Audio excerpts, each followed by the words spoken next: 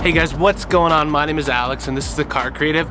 Today I want to actually tell you guys how you can nail your video exposure every time, not just by guessing or eyeballing it, but actually understanding how exposure works in your camera and being able to use essentially the science behind it, as well as I want to teach you some of the tools that are built into your camera to help you nail exposure perfectly every time. So when you get into post, you don't have any crushed highlights, you can still see the shadows, and it just makes your video experience so much better and makes it look so much more professional. So I'm going to walk you guys through how I set my exposure by showing you some of the tools I use and how they can translate into the cameras that you use as well. Okay, so first thing is understanding light, essentially. Now, there was a photographer back in the day, his name was Ansel Adams. He was a landscape photographer and he loved using both sharpness, but also the full dynamic range of his camera, so you could see all the shadows and all the highlights. Now, he made a chart for us, so I'm gonna put it up on the screen, and it helps explain the different levels of blackness and whiteness in your images and why we use our waveforms on our camera to hit these specific points. He goes into the description about like what black is, whether you can see textures in the black. He goes into the amount of skin tones and where they should land on your exposure level, as well as your highlights, for example, with snow or maybe a white SUV, for example.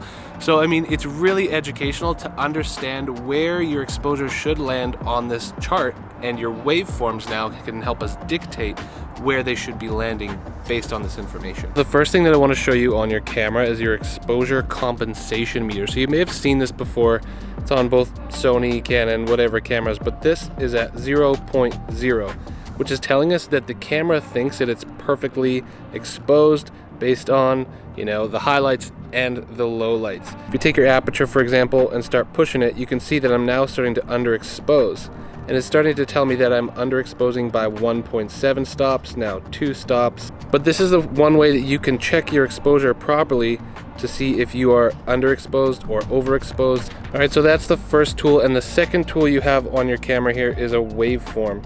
And as you can see in this bottom corner here, these are my waveforms. So the furthest to the right is my highlights and the furthest to the left is my lowlights. So if I just move my ND filter here, we're getting way overexposed and you can see that I'm crushing highlights. So what I want to do is bring that back till I can underexpose or get perfect exposure.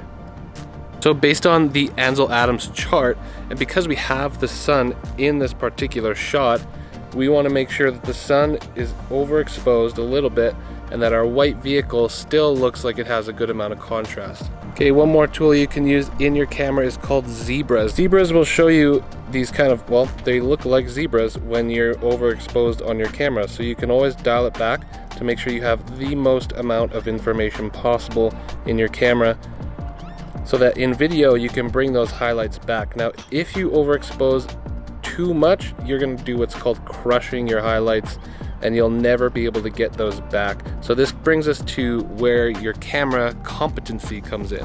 Okay, so what do I mean by camera competency?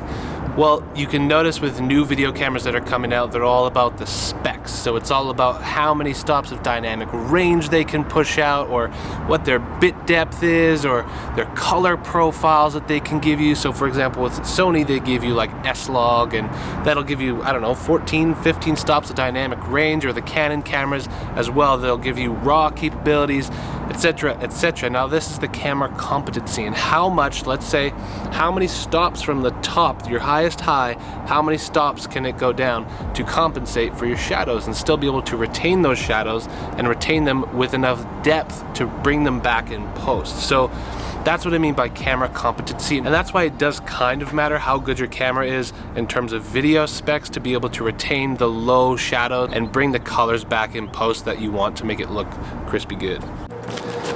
So why is it so important in video to retain the highlights? I mean, so here's the question for you. When's the last time you've gone to a cinema movie, a cinematic feature, and there have been blown out highlights, whether it's in the sky or, I don't know, any detail where the highlights are overexposed?